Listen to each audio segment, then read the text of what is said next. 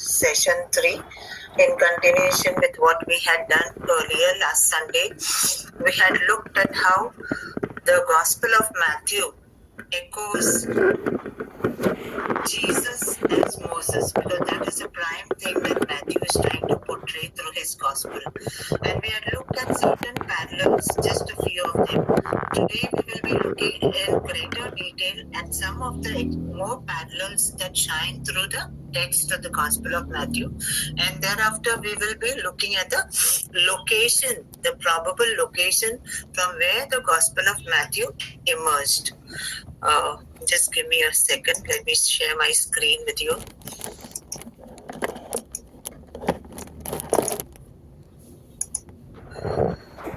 Can everyone see? I think it is visible.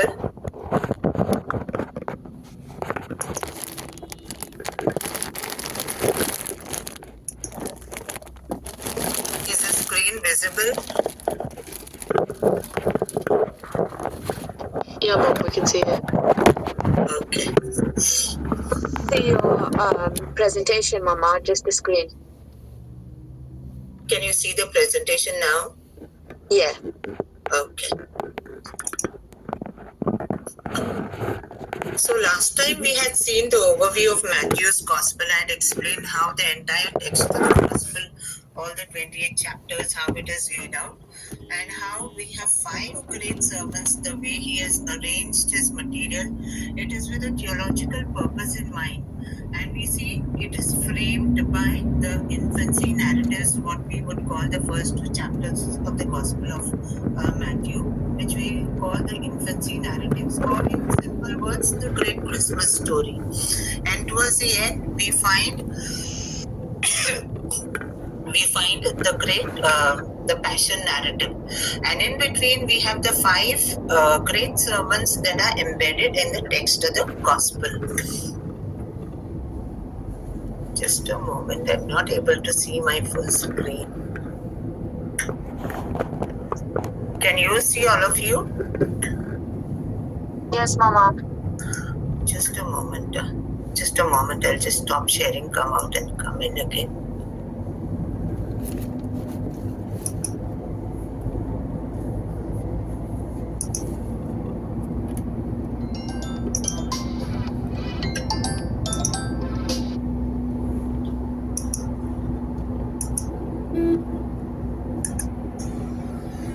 It's visible? Yeah. Yeah, now I can see. Okay, so we have seen how he has laid out a text of the Gospel, and basically the most important theme that runs through the entire text is that Matthew is trying to present Jesus as a new Moses. In fact, he's presenting him as a fulfillment of all the Old Testament prophecies, and in particular, he draws parallel between the life of Moses and Jesus's life, and that's the reason biblical scholars are of that important view that Matthew presents Jesus as a new Moses, the one who is the new interpreter of the Torah, who supplants the old one with the new one.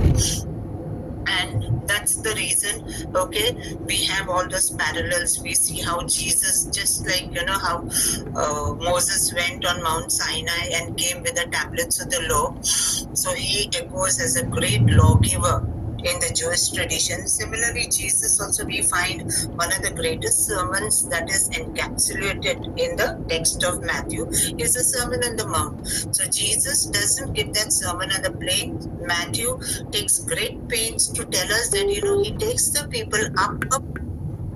From there, he gives a new interpretation.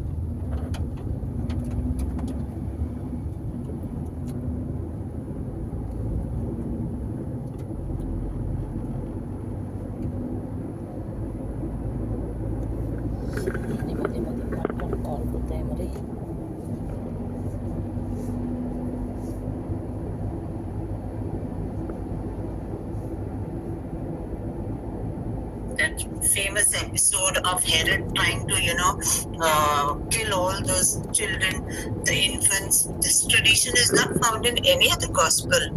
And Matthew weaves this into the text of his gospel with a purpose, because he wants to show his community, the Jewish people, the Jewish Christians at that point of time, even like when they are going out in the synagogues and proclaiming and preaching Jesus, they want to show that, Jesus is fulfilling the Old Testament prophecies. And one of the biggest prophecies in the Old Testament was Hosea, saying that out of Egypt will come my son. Of course, it was, echoing the coming Messiah and wrapped up and enveloped in the Moses story. But Matthew gives it a new theological twist. He tries to show that Jesus is deliberately, he's pursued by Herod in such a way they have to flee overnight, and then he grows up there in Egypt, and thereafter we find from there he's directly going to the baptism story. So there's a purpose behind this narrative which is not found in any other gospel narratives. In any of the gospels, it is not there. So he's trying to show that Jesus' coming is in fulfillment of what was prophesied by the prophet Hosea. So similarly, all these traditions are embedded, and that is the reason Matthew is trying to show us that Jesus is coming and his dying has been in fulfillment of what was promised in the Old Testament.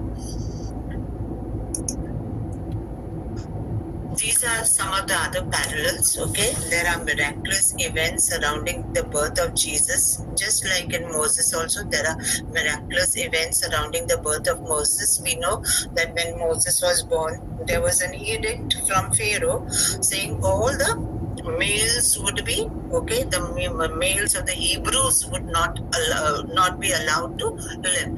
And that is why his men were going house to house amongst the camp of the Jews who were there for killing.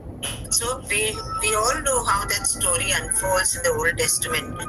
How Moses, his sister, along with the mother, they prepare a basket of reeds, and they place Moses in the basket and let it off in the Nile, and the sister of Moses, Miriam, following that basket and ensuring that the babe is somehow gone to safety. And we know the whole story finally, how the daughter of the Pharaoh adopts him, and how Moses grows in the royal household of Egypt.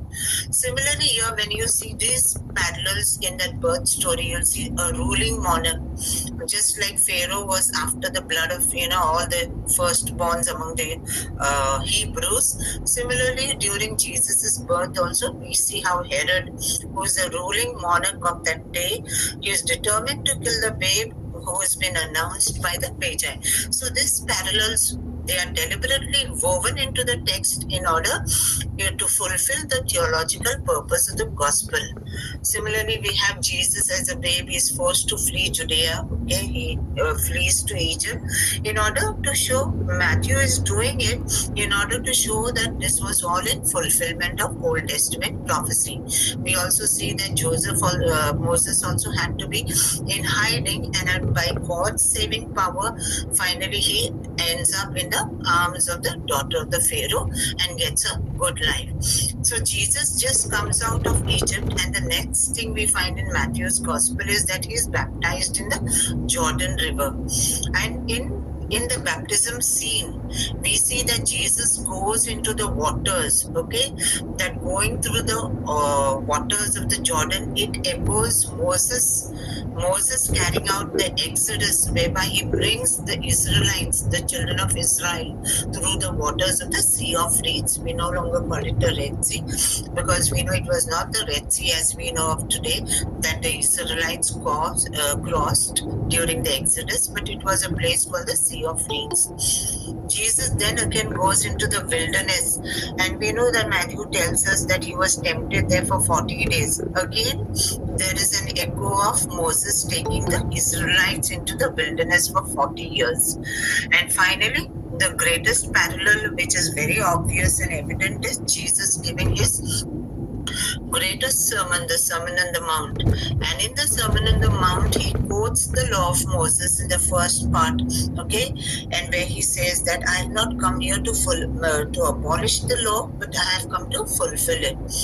And how he gives a new interpretation. Jesus, on the contrary, not that he negates the Torah or the law or laws embedded in the Pentateuch. On the contrary, Jesus expects that we have to be even more. What has been prescribed in the Torah are just the minimum. Jesus, in fact, he lays that command on his disciples, on his apostles, that we have to be even more than what is prescribed in the law. So he gives a new interpretation, a new power, sort of a profound interpretation to the laws, the Pentateuch. And similarly, we find Moses also the great lawgiver of Sinai, how he comes with the tablets of the law, and that is how the Torah becomes the legislation of the people of Israel right up till the fall of the temple, and even today. Now, coming to the main crux of today's session, the location of Matthew's Gospel. Where did Matthew write, or from where? The Gospel of Matthew originate. We all know that all the Gospels, they are the product of communities, the early Christian communities. We have very greatly looked into the Gospel text of Mark, and we all know that Mark was written for the community of Rome, the Christian community of Rome. It was a product of the reflection, the catechesis, the teaching, and the worship that was engaged in by the community in Rome, from where the gospel emerges. And this gospel was, if we all agree, it is more or less, we know for sure, it was a gospel text that was already in circulation much before the fall of the temple in 70 AD. So definitely the text of Mark's Gospel was at least for maybe 4 to 5 years in great circulation in the Christian centers all over. So Matthew laid hands on the Gospel of Mark and he reworked the Gospel of Mark. The entire Gospel, more or less, of Mark, almost 90% and over, we know, is embedded in the Gospel of Matthew. And plus the Q Gospel, the sayings of Jesus, together they are blended into one consistent narrative by the evangelist Matthew. Now, just like Mark's Gospel, it emerged in the location of Rome, amidst the persecution that already had broken out against the Christian community in Rome. That was the time Nero had already, he had given out that edict condemning the Christians, and they were singled out for persecution. So it was a community that was facing immense persecution. So how do we come to know any hints within the text of the gospel? Biblical scholars call it internal evidence within the text.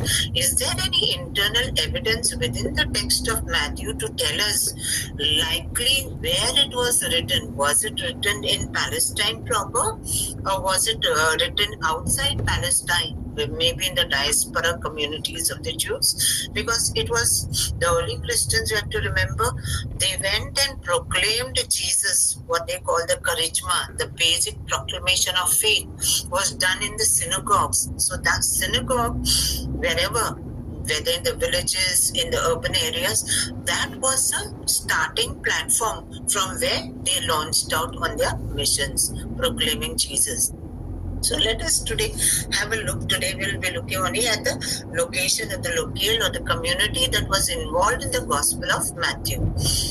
By the end of 2nd century, church writers all placed the composition of Matthew in Palestine, and that was for a reason.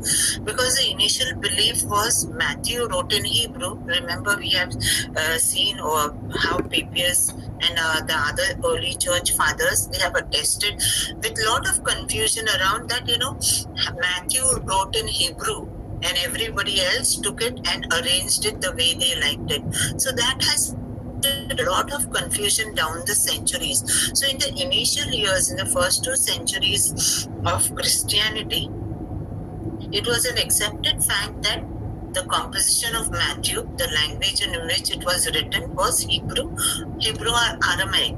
It was one in Hebrew and Aramaic, if we can, interchangeably can be using the term. So it was composed in Aramaic or in Hebrew, and then it was converted in Greek. And we have seen how this is no longer very true, because had it been, composed in Hebrew and Aramaic, how is it that, the entire Gospel of Mark, which we know was written in Greek and Greek alone, okay, the entire arrangement of words, the textual format of the whole Gospel of Mark is almost in certain places word to word the same in Matthew. So it is simply impossible, to believe that Matthew wrote in Hebrew and then converted his text into Greek. So we know consensus today tells us that the language in which Matthew composed his gospel was definitely Greek, and there is no doubt about it. Okay. So earlier, Gospel of Matthew was thought to be composed in Palestine, since it was supposed to be written in Hebrew and Aramaic.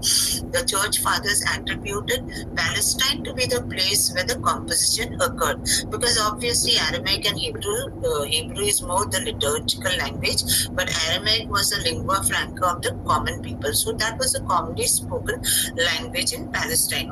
But of course, Greek was widespread everywhere, and we know how Greek came. It came from Alexander the Great, and the entire process, what we call Hellenization, that occurred in the entire eastern side of the empire. So Greek was a common language throughout the Roman Empire in the east. In the west, it was Latin. So because Matthew was believed to be composed in Hebrew or Aramaic, they always thought Palestine undoubtedly was the location from where it emerged. And also because of the anti-Pharisaic polemics of the gospel, these two things always made the church fathers believe it came from Palestine. But today research tells us that was not the case. Even amongst the early church fathers, there were some who knew that Matthew was originally written in Greek. So today the majority view relates Matthew to Syria, and specifically to Antioch, a city in Syria. Syria is added in Matthew in chapter 4:24, where he takes that Mark's description of the spread, how Jesus spread about his mission in the north. Okay, Syria is more to the north of Palestine. So we find that word Syria also embedded in the text of the gospel. We know that the early Jewish gospel of the Nazarenes, this is one of the apocryphal gospels that we know it is an extant version which is still available, but it is something that has not entered the canon of the New Testament.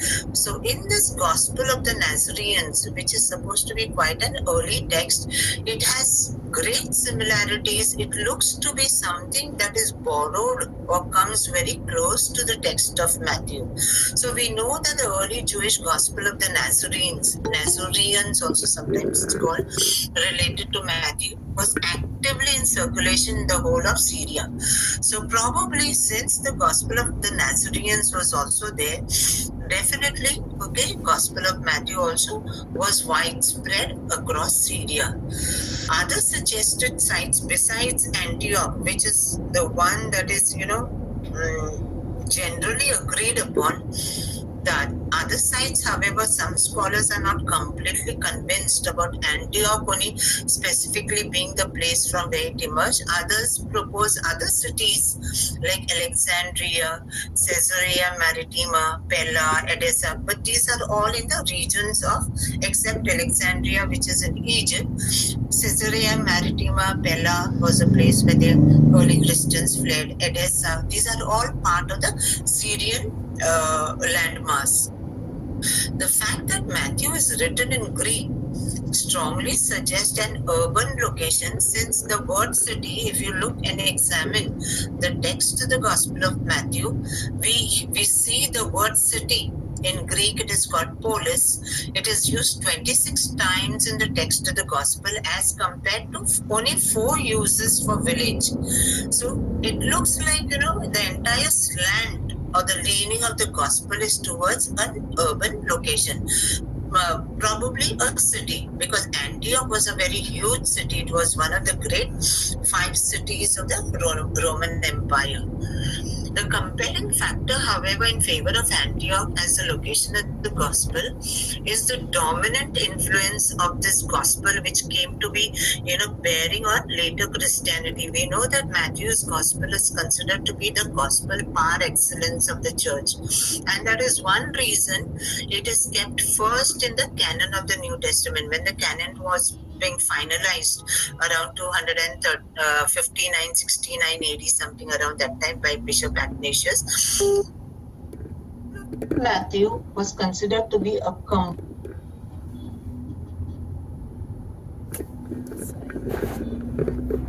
and definitely, since this gospel came to have such a dominant influence on later Christianity, obviously it had to be coming from some very major Christian early church center, and such an important city, where a very important Christian church was built around. It bore fruit. It became a very huge center of Christian missionary endeavor, and the church proper.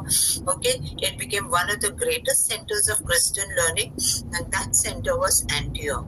So because of that, it is difficult to believe that the Gospel of Matthew could have emerged from a rural location in some remote place in Palestine. That is why Antioch is considered to be the best choice.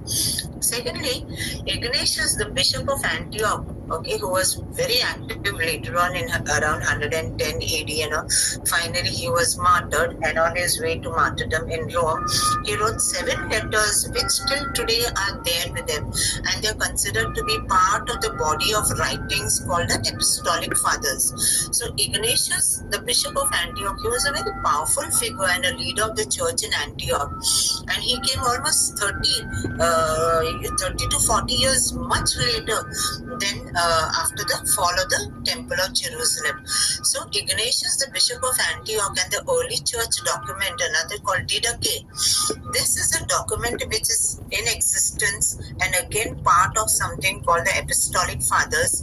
Just like the 7 letters of Ignatius, they are considered to be part of the Apostolic Fathers. That is a title given to them, to these writings together. So this Didache is also a very early church document. Some of them dated as early as maybe in the 40s, between 40s to 50 AD. So much before even Paul probably set, writing the first letters, which are part of the NT. So Didache normally, it is a church manual which tells us how baptisms were carried out, how Eucharistic assemblies were there, what was the profession of the faith. So it is a document which gives you a glimpse into how early Christian communities emerged and what were their worshipping habits, what was the liturgy and all those things. So it gives a remarkable window into the past, especially the church when it was in its embryonic stage.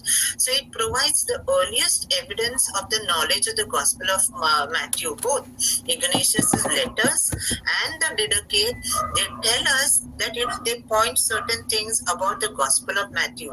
So definitely it looks like this Gospel was something that was widely circulated in the church of Antioch. So this also becomes a very powerful evidence to suggest that the Gospel of Matthew was definitely written in the community at Antioch. The most compelling evidence for the location of this gospel, however, comes from what we know, the history of the church of Antioch. We will just have a look at it. Why we all feel very convinced that the church in Antioch was a cradle from where this gospel emerged. There is a complex interplay of Jewish and Gentile interest in the Gospel of Matthew.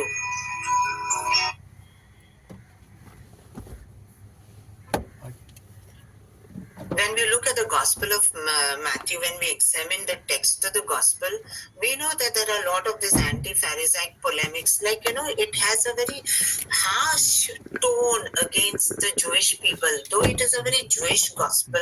In fact, the most Jewish of all the Gospels, if we can say after the Gospel of John, yet it is a gospel in which it is there, like Jesus makes the statement, I have been sent I have been sent only to the lost sheep of Israel.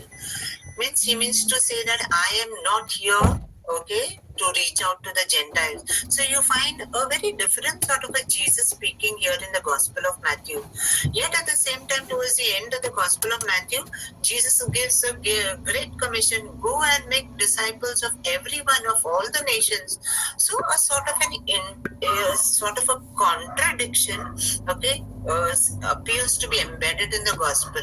So there is this complex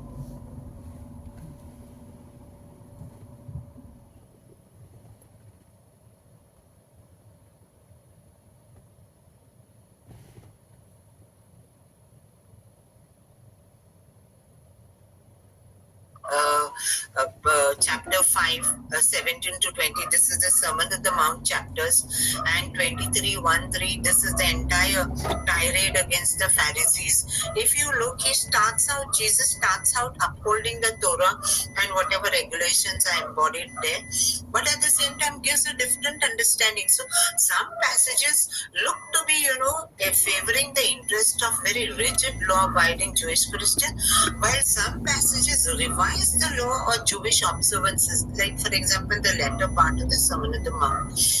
Yet, despite all the Matthean discussions centered on points of Jewish law, that is Torah, you find a lot of Torah interpretations here in the Gospel of Matthew.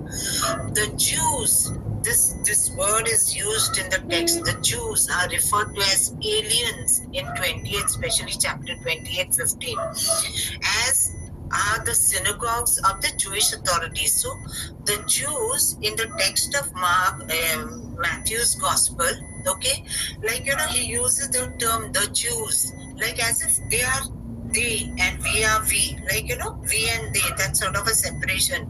The way Matthew, coins that, uses that phrase, the Jews, it looks like it is not a self-identification. He is not identifying himself as one amongst those people. He is pointing to another set of people, the Jews. So they are being referred to as alien. And the synagogues that they they inhabit, that they visit, they are also referred to as their synagogues. See, like in this, what is put out here, Jesus addressed the scribes and Pharisees in chapter 23, 34, this particular one. I send to you prophets and wise men and scribes. Some of them you will scourge in your synagogues. Okay, Jesus is addressing the Pharisees and the scribes here, and see how Jesus is, these words are, spoken by Jesus. Some of them you will scourge in your synagogues. This specific phrase in the Gospel of Matthew is very much indicative, as the Jewish Christians who still considered themselves to be part of the Jewish community, they did not understand. Their self-understanding was not that they are Christian. That understanding comes much, much later. So earlier, they still felt that they were part of the bigger Jewish community and they took part in synagogue worship. So when they went over there, okay, we will be taking that, how they came with that, the 18 benediction, the curse of the minim, how they inserted a particular curse in the liturgy of the synagogue. So in order that these people could be expelled from there. So the very fact that something like this is contained in the text of the Gospel of Matthew, it looks like there was it was a community in conflict, where the evangelist is very clearly identifying himself and his community as different from the one that is the wider one around them. Similarly, 5 times Matthew has Jesus teach in their synagogues. Again, Jesus is referring again here, your synagogues, their synagogues, and we have put out this reference. You can check them out for yourself. Okay, so it is you, we. Okay, they, theirs, yours. Okay, so this type of language of division and of polarization seems to be the hallmark, okay, in the text of the Gospel of Matthew. So it is definitely indicative of, reflective of a tension that was going on between two Jewish groups, okay, the Jewish Christians and the Jews who did not believe in Jesus, obviously. So the Matthean rejection, similarly, the rejection of the title Rabbi, is unique to Matthew's Gospel. this text, but you are not to be called rabbi, for you have one teacher and you are all students. This phrase, okay, chapter 23, 7 to 8, this verse is unique only in Matthew's gospel. You'll not find this text anywhere where Jesus is telling, don't call anybody rabbi. You are not to be called rabbi. You also cannot be called rabbi, and neither should you call others rabbis. So it hints at, a sort of a resentment towards the body of the Pharisees, who were at that point of time emerging as a very powerful group, as the new interpreters of the Torah, that is the sages of Jamnia. We'll be seeing that in the next slide. Matthew has reworked Mark, which is a gospel addressed to Gentiles, but has omitted the explanation of Jewish customs. We find in Mark, okay, especially chapter 7, 3 to 4, it's regarding the kosher laws, okay, about the purity regulations regarding eating. Mark, tries to go further, like, he's explaining those Jewish customs. Why? Because he was addressing a community, mostly predominantly a Gentile Christian community in Rome, who would probably not all of them be familiar with the customs of the Jews. But Matthew, when he's borrowing the same thing from the Gospel of Mark, he omits those explanation parts. So it looks like he's addressing, because he doesn't feel the need to keep it, because he knows to whom he's addressing his gospel. It is a community of Jewish Christians, people who are, seeped into the traditions of Judaism. So he doesn't feel the need to explain this Jewish customs, though he has taken this same text from the Gospel of Mark. So this is also an evidence that probably it was a community wherein you had an interplay of Jewish and Gentile interests. Means both the types of people were part of the early church in Antioch.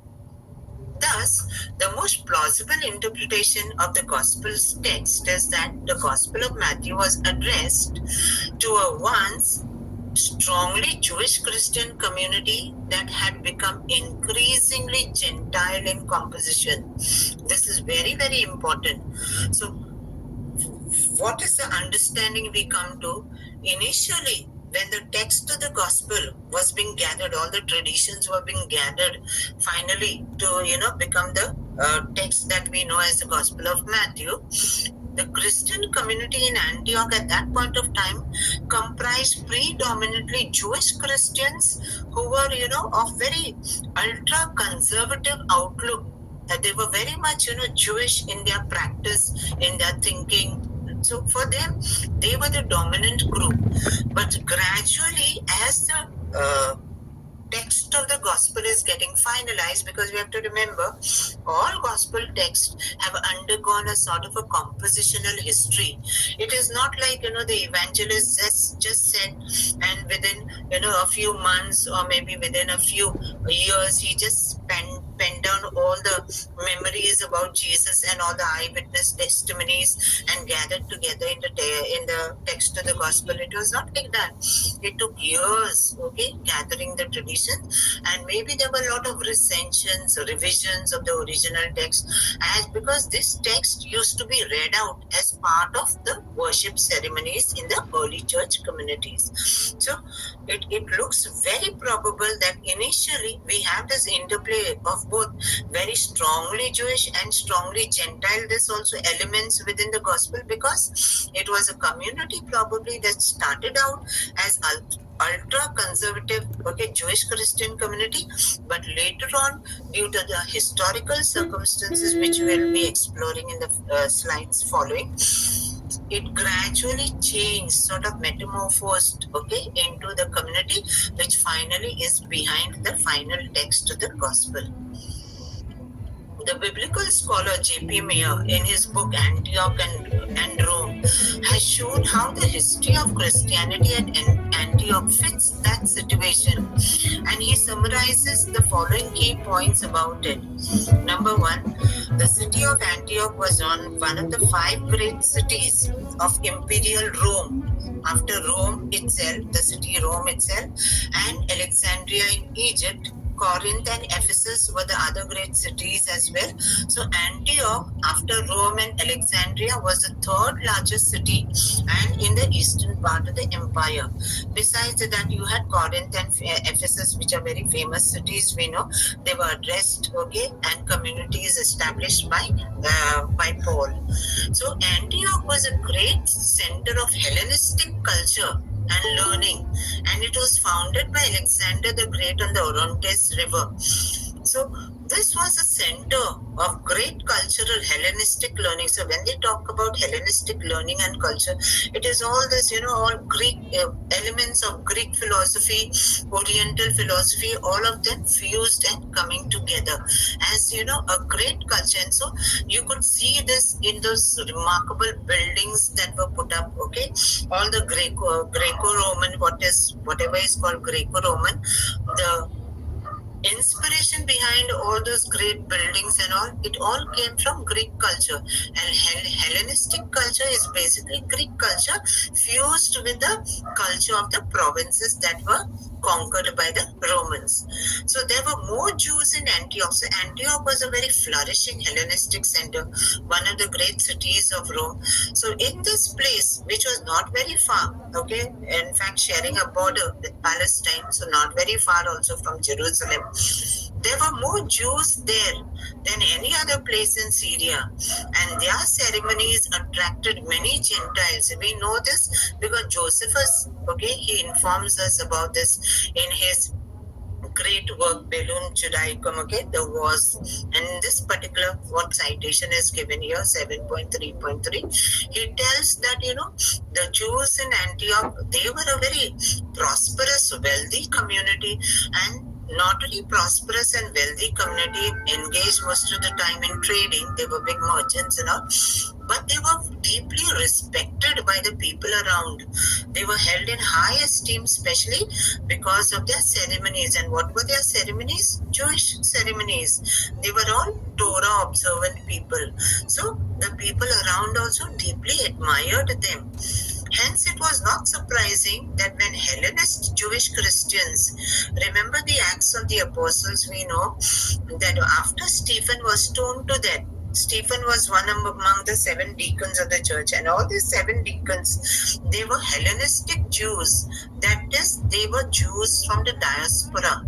They were Jews who were, more in sync with Hellenistic culture, not so much, the Jewish customs of the rabbis and the Pharisees. So they were like in today's world, how we would say, like, those people who are more inclined towards the Western culture. So Hellenistic culture was considered to be, very sophisticated, very much deeply admired for its opulence most of the time.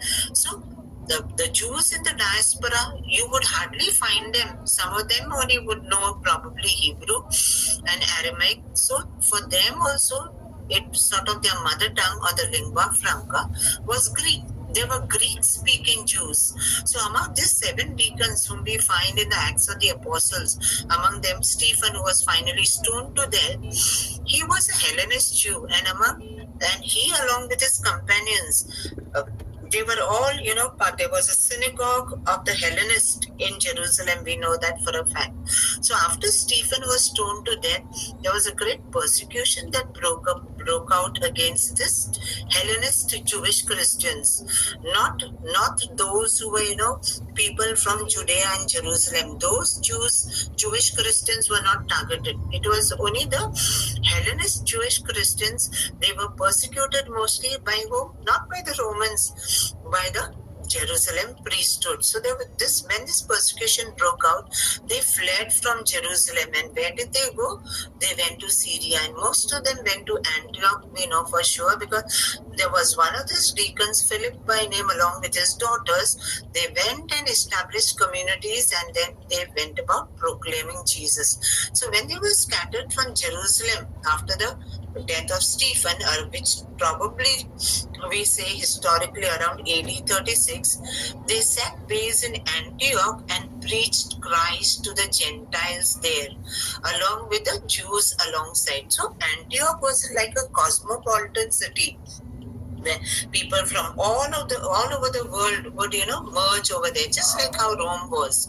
So these people, these Hellenist Jews, when they fled Jerusalem, they began proclaiming Jesus to the Gentiles there in Antioch, alongside the Jews also, because those Jews in Antioch were like them Hellenist Jews, because they also were Greek speaking Jews.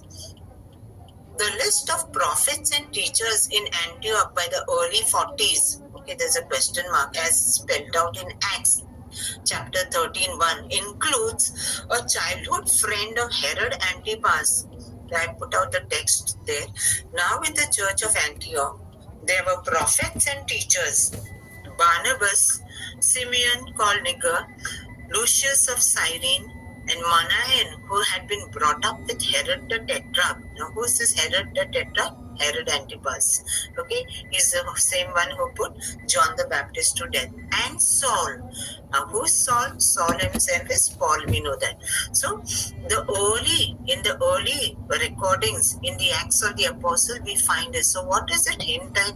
It tells us that the Christian community there, okay, which was planted by the Hellenists who were expelled from Jerusalem, who came over there, that Christian community may have been people of great prestige and wealth, because Manaen, being a person who was brought up with Herod, means in the household of Tetrarch, he was his childhood friend, so obviously he must have also been sort of a part of the royalty, a man with lot of wealth. So the Christian community there was a community, a mixed community, okay, later on becomes a mixed community, but it was a community of comprising people who were men of great wealth.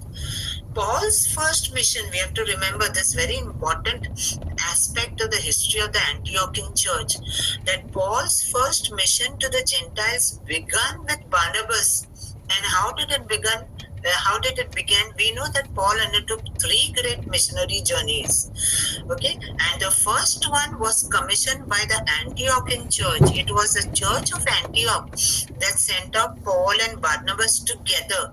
Okay, they must have been definitely provided resources in order to carry on their missionary journey. So the very fact that the church in Antioch is commissioning these 2 disciples to go and preach the gospel, it shows that it was a community that was already on very firm ground, a very established community. So the objections to it, and we know that finally this mission, the first mission of Paul and Barnabas, was very successful.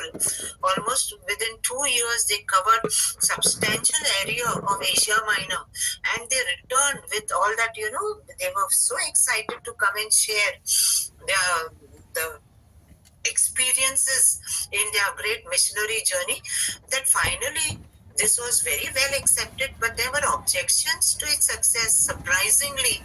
And why there was objection to the success of Paul's and Barnabas's mission? Why? Because Paul had allowed the people, he had allowed converts to come into the newly formed, Christian community.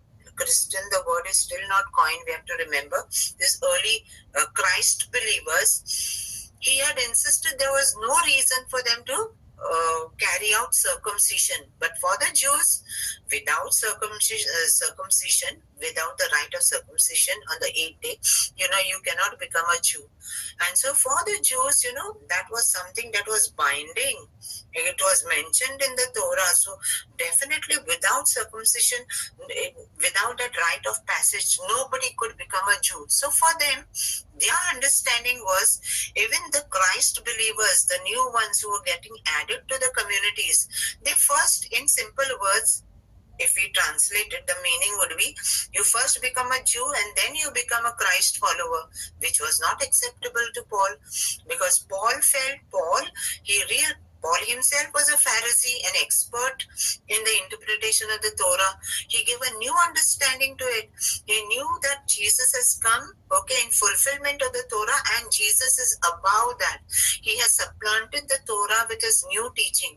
And so this was a big conflict and clash which actually started out in the church of Antioch, and because of that, Paul had to go all the way to Jerusalem. And that's how we know that we had the first council of Jerusalem in 49 AD in Jerusalem, which was presided over by James, the brother of the Lord, as Paul, describes him, the leader of the church in Jerusalem. And he calls James, the brother of the Lord, Peter and John, the pillars of the Jerusalem church. And it is there Paul takes up this, because he knows they are the leaders of the nascent community of Christ believers, and that is going to be the platform in the forum where the problem will be sorted out. And then Paul goes there to Jerusalem, and at this council, they came to Luke is the one who gives us a detailed account about what happened. But we have to remember that Luke was a person who always tried to, iron out anything that is, telling you that there's a conflict. He was a peace-loving man, probably. So he's not the one who will, give you any jarring accounts which reflect that, there was conflict within the holy Christian community. So Luke tells, in a very matter-of-fact manner what transpired, and he gives us the impression that this problem was sorted out with James, passing a sort of a regulation saying that, circumcision is not necessary. Gentiles could be admitted to the early church without circumcision, but at the same time, he gives some other things like, like for table fellowship and all, whether the Jews and the Gentiles who were part of the same church, could they eat together? That was something Paul just could not stand, and he lashes out in the letter to the Galatians. We know that Paul had a heated argument, because even after he returned from Jerusalem, again at Antioch, there was a tussle between Paul on one side and Peter and the men from James. Paul refers to them as Judaizers in his letter to the Galatians. And here, when he's relating the whole thing, we know that this is a very factual account, because Paul is at his, it is like a tyrant that he lashes out at and attacks actually Peter, because Peter does not take a stand. And we know that there were sharp disagreements here, Paul on one side, and most of the time it was because of the food laws, the kosher laws, whether they have to be upheld. Paul was very fierce in denouncing all this thing, because he felt that Jesus has abolished all this thing, and he has established a new community of faith wherein everyone is one. There is no Jew and Gentile, as he says in one of the letters. So for Paul, basically, the sectarianism, that you are Jew and I am Gentile, though you are a Jesus believer, there is no room and no scope for this type of sectarian understanding and practice. Unfortunately, we know that Paul lost this battle, because kosher laws, food laws were applied, because James also gives that ruling saying that Gentiles should refrain from, they used to eat food that animals that were sacrificed to the pagan gods. That meat was eaten by them. So he puts a ban on all those things. So food laws were finally again followed there in the church of Antioch, and that is in when we put all the lines, when we connect the dots and get the whole picture, we realize that Paul actually lost the battle here. The James party, or the Judaizers as he calls them, insisted on segregation, which Paul vehemently opposed, and so finally he lost the battle. And we find that it was from the church of Antioch that commissioned him for his great first missionary journey, which was a complete success. Sadly, he departs from there, and this is where he breaks away from Barnabas, because Barnabas also did not, support him.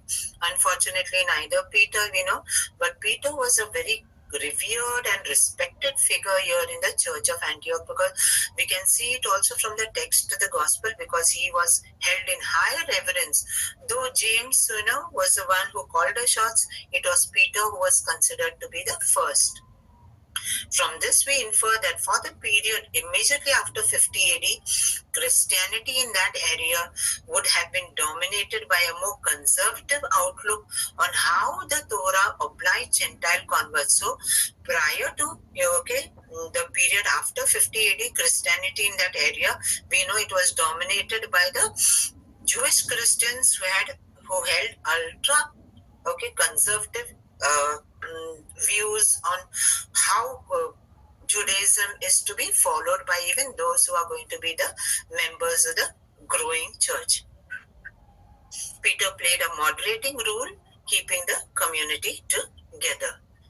In the 60s, another major change occurred with the killing of James in Jerusalem and Peter's execution in Rome. We know that definitely before Nero's suicide, Nero died in 69, but prior to that, probably in 68, some say 67, Peter and Paul were no longer there on the scene. They were executed, they were gone. So when the Jewish revolt began, there was this vacuum of leadership in the Catholic community, in the Christian community, in the growing Jewish Christian community. So when the Jewish revolt began, and we know it started in 66, ended in 70, Christians were scattered. Most of them fled Jerusalem. We know many of them fled to Pella, and that's how the Pella tradition is a very surviving tradition till this day. So Christians, most of them did not remain in Jerusalem because they went through the prophecy according to what Jesus had prophesied, and they left Jerusalem before the final assault on the city. So in its aftermath, many of them must have returned. The hostility and resentment of the Jews for Jewish Christians must have heightened, as the Christian Jews did not support and participate in the revolt. So during the ongoing revolt, Jewish communities in the diaspora also were targeted for attack by non-Jews. We have to remember the Jewish revolt, it spanned for 4 years, and if we take finally the fall of Masada, in fact it is almost 4 years and another 3 years, 7 years. So when the conflict was being played out, finally in the final few months, only Jerusalem then finally was the temple was destroyed and the city was completely flattened by the Romans, and the Jews were banned from entering the city. Nobody could come near it. Not only in Judea, as this fight between the Romans and the Jewish rebels were going on, that was not the only location where the conflict was confined, but even in the adjacent territories, where the Jewish communities were there, even in Alexandria in Egypt, those that were there in Antioch, even those that were there to the south of Syria, they were all targeted by the non-Jews because the non-Jews were on the side of the Romans. So they felt that the Jewish community, they were sort of traitors because they had taken up arms against Rome. So they also, these Jewish communities in the diaspora were targeted. So what happened to the Jewish community in Antioch, which enjoyed, so much of respect from the people around, which was such a wealthy community of Jews? What happened to them? They lost all that, esteem, that dominance. Their homes were burnt, destroyed. So the entire Jewish image at Antioch also took a very bad beating, and they came to be viewed as anti-Roman. So in the midst of all this, you have to remember, already the church has been planted in Antioch, and the ultra-conservative Jews, they were the dominant group in the early Christian church in Antioch. But all that power and dominance automatically is lost after the aftermath of the fall of the temple. So in the 70s, after the embers of the first revolt died down, an academy of Pharisaic scholars emerged at Jamnia, which is also called Yavne. We have dwelt on this, but in passing I'll just say, and we know that this academy of the rabbis, later on they were called the sages of Jamnia, they were the ones who were the most influential force, who filled up the void and the vacuum that was created with the fall of the temple. Because with the fall of the temple, there was no leadership, there was no orientation and direction for the Jewish community. It was a deep psychological shock, because for them, with the temple gone, worship, cult, everything was gone. But it was the sages of Jamnia who literally, brought them together, gave them a new orientation and direction, and collected all the traditions, of the past into all what we know the Talmudic literature, and they are the shapers of what we call today normative Judaism. So a lot of the traditions of the past, they reshaped. They became very inward looking, very insular. No longer like, how the Jews used to be prior to the fall of the temple in 70 AD. The Jews were a very progressive community. They welcomed people who converted to the faith. They took in converts in Judaism. But after 70 AD, they closed their doors. They began to distrust the people around, and most of all, the emerging Jewish Christians who shared the same scriptures with them but had differences regarding the Christology, which was their fundamental belief, which they did not adopt. During this time, the way Christological belief in Jesus was proclaimed, was vocalized by the early Christians, and the presence of Gentiles in their communities would have raised doubts in the synagogues about the followers of Jesus. These were the same people who were actively taking part in synagogue liturgy also, because for them they felt they're still part of the greater Israel. But the sages of Jamnia and the rabbis around them, they began to ask one question: were they still faithful to Israel's belief in the one God? Because monotheism, the belief in one God, God alone, how can Jesus be called the Son of God? There cannot be. God is one. His deity cannot be shared by anybody. That was a fundamental belief that characterized Israel. So this was a question that was being asked, because the Jewish Christians, they proclaimed Jesus as a promised Messiah, but most importantly that he was a crucified Son of God. So this was a very jarring note for them. So therefore, what did they do? They did not want, they couldn't directly persecute these Jewish Christians who were taking part in their worship, because they were also Jews. So they cleverly, very strategically, they introduced the 12th benediction in the 18th benediction. These are blessings which are part of the Amida, the daily prayer of the Jews.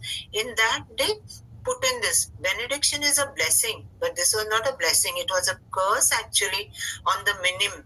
Minim means heretics, non-believers. So the Jewish Christians were looked upon as minim, and so they inserted this curse, because when they are reading, you can't be reading out something like which is like cursing yourself, no? So they would stop over there, and so they would single them out and expel them from the synagogue. So this was a very clever strategy of these rabbis to expel Jesus-believing Christian Jews, so that they no longer would be part of the synagogue community. So this curse was likely inserted around 85 AD, and that's why, like Davis and Allison, they strongly suggest that the text of the gospel, it reaches its final composition during this time, and that is why you find those anti-Pharisaic polemics at their sharpest in the text of the gospel. In the same post-70 period at Antioch, Gentiles probably became the majority congregation in the Christian community. All the dominance, prior to 70, which was enjoyed by the Jewish Christians, it no longer remained. It came to pass on to the Gentiles, who began to be added to the congregation in the Christian community in greater numbers, and they became the dominant force, supplanting the earlier dominant group of ultra-conservative Jewish Christians. And what happened to this ultra-conservative Jewish Christians?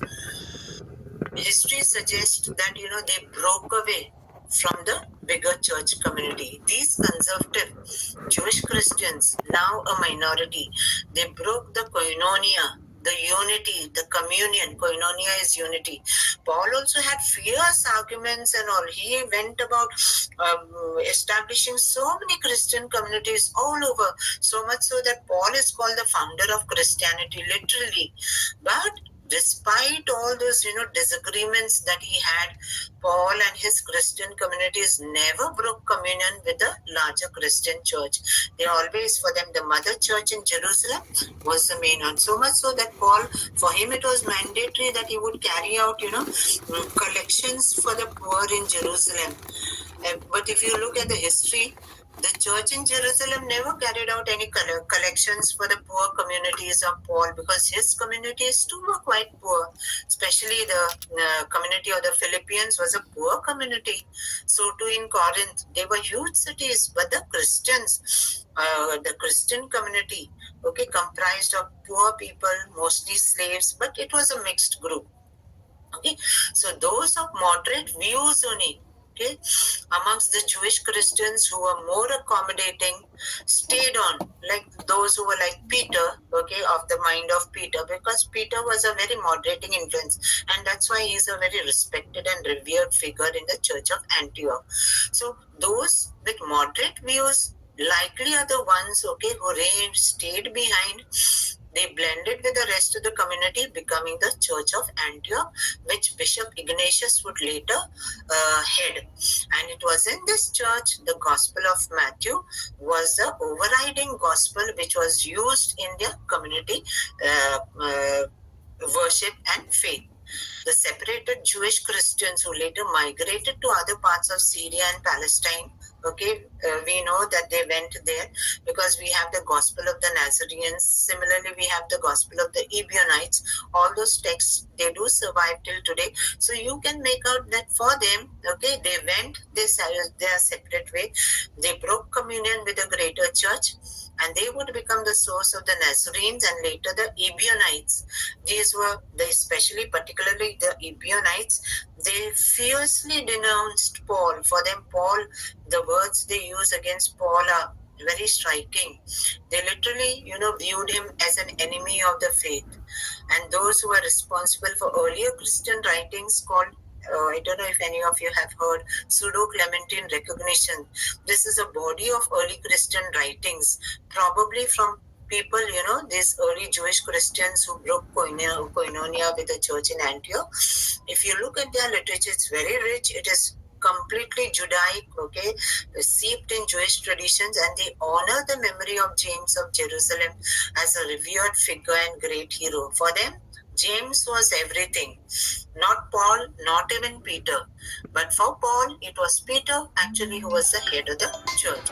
And finally, we know that in the great battle all over, it was Paul who had the final say. Scripture scholar Davis, in his book Setting of Matthew's Gospel, has made a very strong case that Matthew was written as a Christian response to the Judaism that was emerging after AD 70 at Jamnia, where the rabbis were revered as the interpreters of the law. And for him, he's very certain that the entire outlook of the Gospel of Matthew, with its very harsh anti-Pharisaic polemic, it is because this text was finally, in its final form, was a Christian response to the emerging sages of Jamnia.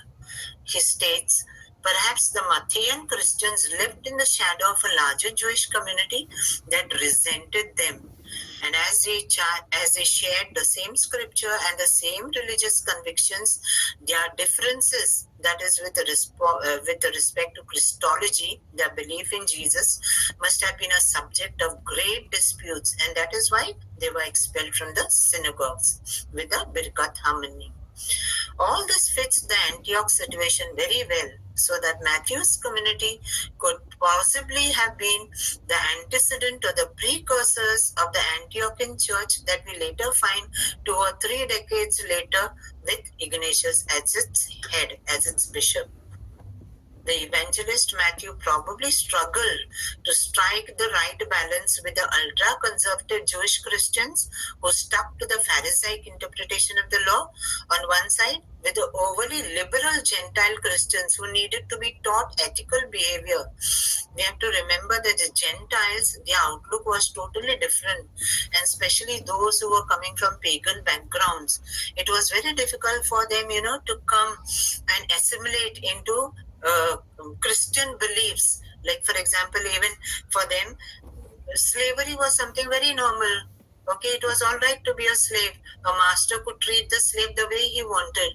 And if he was a Roman pagan, for the father was supposed to be the whole and soul in the family, so much so that the father could even give an order that a child be killed, his own son or daughter be killed, because pater familias, that was a concept and philosophy of pagan Rome, wherein the father was supposed to be the supreme head of the family. And even if he murdered his own children, he could not be prosecuted under the law. So these were the, values of Roman society at that point of time. So for these Gentiles who were entering the Christian fold, they also needed to be taught ethical behavior, which came from the Torah. So this, blame this conflict in Matthew's mind to strike the right balance between Jews and Gentiles is very implicit in the entire text of his gospel. Decades later, we find the same struggle faced also by Ignatius, who was a bishop of his community. He is also struggling with a Judaizing group on one side, with a Gnosticizing